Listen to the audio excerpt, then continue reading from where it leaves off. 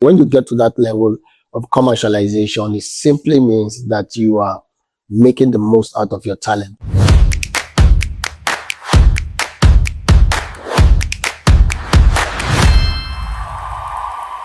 My name is Kilbaba. They call me the mayor of Pitakwa. Yes, and we've been having this series. It's a Talent Talk TV, and of course, every Monday, Wednesdays, and Fridays, you have the opportunity to just join the premiere where we try to premiere a new segment where we're trying to have conversations about talent. And this is not just talking about talent. We're talking about how to master your talent, manage your talent, market your talent, monetize your talent. The emphasis is on talent commercialization, because when you get to that level of commercialization, it simply means that you are making the most out of your talent. I run through the circle that, like from my experience, we all start from free. We do free gigs, we just keep doing free, we keep pushing. We move to free will, and when we get to free will, we move to a fee. When you start taking that fee, that is when you can feed. But the conversation today is simple. We're trying to look at enemies of talent. What's that stumbling block? What's that obstacle? What kills that great potentials? What makes it impossible for you to pass through that process? For you, what's making it hard for most persons to master their talent, manage it, monetize it, and begin to make the most out of it? That's what we're looking at. We're looking at habits. We're looking at attributes. We're looking at factors, and I want you to just follow through, because the sad reality is many talented people will never get to that point of talent commercialization. Not because they lack talent, not because they lack time, energy. No, the simple reason might be or will be habits, their belief system, their life pattern, their daily routine. And it is something you need to listen to me right now, identify it, because one thing is this: talent is a seed. If you don't protect it, it will never become a tree. I've always had this in mind. You protect it. And so how you protect it is to make certain choices. Have you read 7 Habits of Highly Effective People? And Stephen Covey said that we do not, there's choice, there is consequence. We do not hold the power of consequence. So you just make your choice, and every choice has its own consequence. So if you're a talented person and then you choose to be focused, you choose to rehearse, you take the songs, score the songs, rehearse the songs. By the days I know I used to do music, we'll just get into the rehearsal. Before the rehearsals, we say this, we know that this is our routine. And then even before we get to the rehearsal venue, you're already trying to familiarize with the songs. And then you get to that place and rehearse. But I had this experience one time. We skipped rehearsals. I didn't even score my song at home. We went to rehearsals struggling, and the event was too close. We went to the event. Some of the songs that were supposed, like the guest said, we like this song, we couldn't play them. We're struggling over those songs. We did not prepare enough. Because we didn't have that preparation, it will always affect your performance. So there are a lot of persons who are not prepared, and you're not making life choices.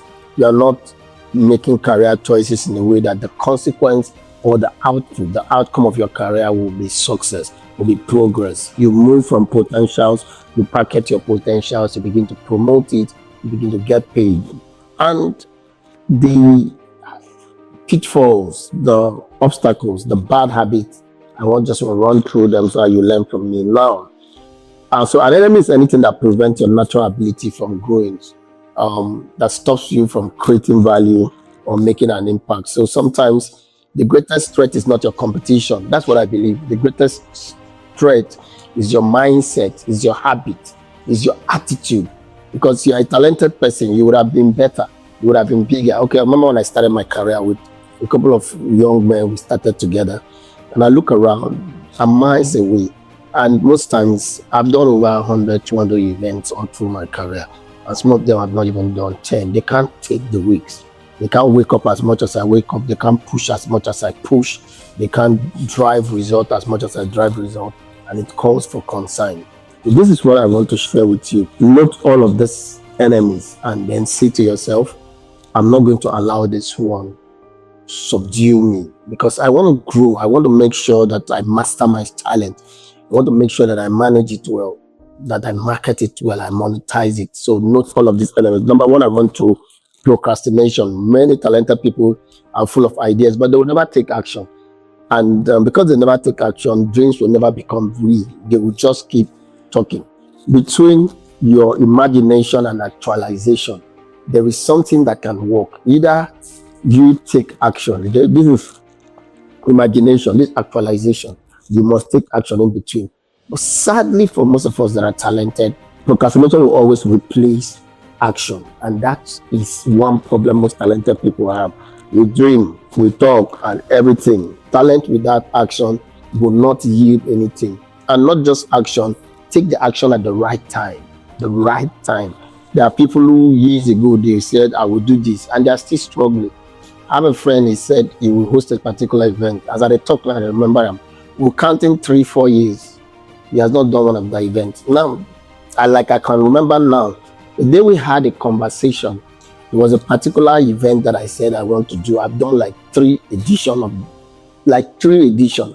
I can't remember him attempting his first event. So what's happening? You're always waiting for everything to be smooth. You will never get that. Because he a talent person, we see more gallop, more loopholes, more potholes, much more that you get into that free road. The road is always rugged, crooked. You will never. So stop procrastinating. Stop saying, I will do it. Move from I will do it to I am doing it. That will change a lot about you. You want to rehearse, make sure you are rehearsing. If you keep saying I will, it is one thing to say I will, and it's another thing to really win. What makes you win is working. It is you trying to get yourself. So number one enemy of talented and most talented people fail. The number one enemy is what? Procrastination. Number two, let's talk about fear. If you have fear of rejection, fear of failure, fear of criticism, this fear keeps many gifted people. Yes, they're just afraid that it will not go well. Yes. And I take the word that it is better to do something and fail than to do nothing. You're just afraid. Yes, I shared in my last episode, Ace Comedian Gucci said to me many years ago, it was about 13 or about 10, 13 years ago, he said to me, "Some man, you have good stand-up. If you cry joke, I've heard you like twice. You need to begin to skit, even small, this your joke." And I remember attempting, like I shared the same story the last episode, attempting to do skit, and it didn't like see no funny. So I was afraid that people would criticize me, so I just stopped. As we speak to you today, that fear killed my ability to act. Not until recently, I met a young man called the Catalyst, and the reason is why I call him Catalyst because he could push me to a point, and then I started acting small. Yesterday, I had a movie script, and I still dodge the people. The stumbling block for me in that aspect of my career is fear. Some of us don't want to be criticized. You don't want to be rejected. Just like those of you who have talent, you can't approach an investor. You can't pitch a promoter because you are afraid they will say no. Let them say no. Let them reject you. Most times by rejecting you, you can find a way around it. There's always a way. So kill fear. 3, the number 3 enemy of most talented people are indiscipline. Let me use that word. The best definition of discipline I've read or I've heard is from Albert Huber. He said, discipline is doing what you should do, whether you feel like doing it or not. You don't feel like doing it, but you must do it. You ensure you do it. You push yourself. You beat procrastination. You overcome fear. Do it. Don't forget this word. You don't feel like doing it, but you just keep pushing it. Talent may open doors, but self-discipline will keep you there because you will be doing the necessary. You'll be doing the things you are supposed to do. You will become consistent. You will become someone who have the drive. That's what discipline do. That's what I have a teaching I call the push principle. It means persevere until something happens. The fundamental that can help you push when you become disciplined, saying, I will rehearse by this time. I will write a script by this time. I will do this by this time. I will create this content by this time. I'm going to, and then you make sure you do it, whether you feel like doing it or not. Number 4, let's talk about pride and not trying to be religious. I've seen some of the most arrogant people in this life, and I can tell you guys, ignorant as anything. You talk to people anyhow, the burn bridges, They are very loud. Some people believe that they already know everything. So they don't listen. They don't follow. They don't like pride. I've seen most of many years ago. I think I remember many years ago. Then I was still singing in a band, so went to a band, and then because we woke up the next morning and they wanted us to start playing a little bit before the church service, and some of the people, the business and a couple of people were saying, we'll never chop. Then we were making a lot of complaints. I would say, let's just start the music. So I just think I go finish quick so that we can leave this place. It was like we crossed the water, and most of us were even scared when we made that trip. Because I said, no, not my skills though. You know what? Then I spoke to a couple of my guys and I noticed that they are multi-talented. They can play keyboard, bass, and I said I would sing. Now you they play keyboard, you go do backup, and then this person go back me. You know, instead of you to play drum, you go play bass. Make this one play like this. I'll just make sure we do slow tempos, and we started singing, listening. We started playing, and when it was getting better, the 2-3 of them who were trying, they came out, we refused them the opportunity. I think that was the last time they ever played for us.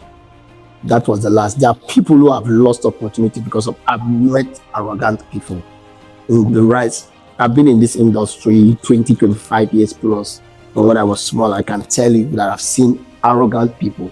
And most of the arrogant people I've seen, there's this guy, if I mention his name, you will know. One day, girl called me. I'll say, you know this guy? I say, yes, he's a very stupid boy. He came to our office. I was trying to talk to a girl, and he said, I want to talk to you. You know Susan so and so song. The girl said, yes, let me sing. And the girl said, that's arrogant. You just want to create an impression, saying a celebrity, a big. I've seen people, I can't even discuss some of them because in my head, I'm like, oh, what nonsense. You will hear people and you will feel bad. People will not take advice. People will not listen. People will only do things their own way. People who believe they know it all. And that's a trap. That's your enemy, that pride. There are people who might have helped you. There's a popular musician. I'm not good with name calling. Somebody says, see this boy, very arrogant, he never go far. He was a one-hit wonder. He has a popular song. It was like number one at a particular point, 3, 4, 5 months in the country back then. And if he walks in here now, you want to buy him a Coke. He was so arrogant, very, very arrogant. I had an encounter with him, and I told him, even if I was sounding light, this is bad character. Number 5, let's talk about this. Let's talk about laziness. Laziness. Talent is not a replacement for hard work. Hard working people are not average, they outperform. So when you're lazy, I read something from Reverend W.F. Kumuyi back then. He said, laziness moves so slow, takes your work so slow until poverty will catch up or overtake you. Why hard work moves so fast that it will catch up with prosperity? And the creative ecosystem is not a place for lazy people. You must become someone that is very, very hardworking.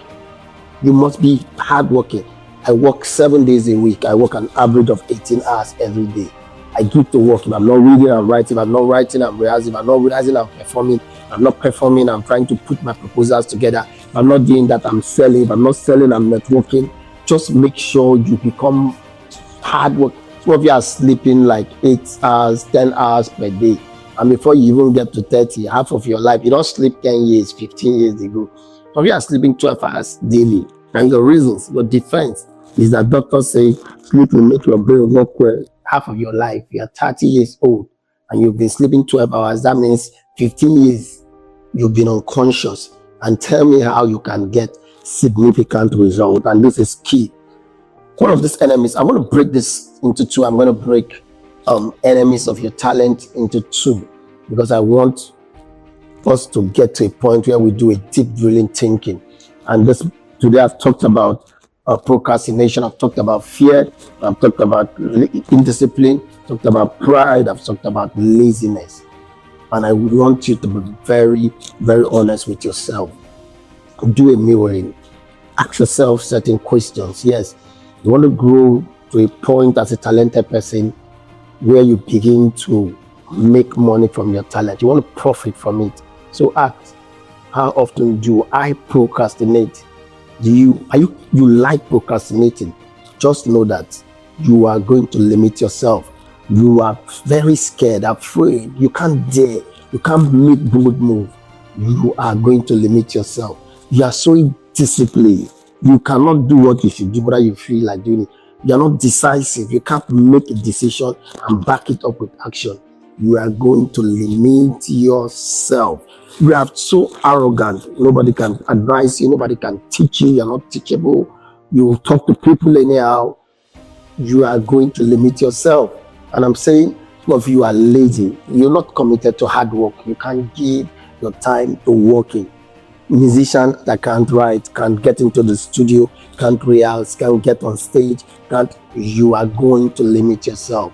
And when I come back next episode, I'm going to talk about, I want to make it 10. I can say much more than 10. I want to pick 10 enemies of talent. And I'm just giving you 5 today. So you need to stay tuned. You need to connect when we continue this process, and then we'll take it to a point where we talk about all of this. And God will bless you so good. I love you. So keep connecting, subscribe, tag someone, tell your friends.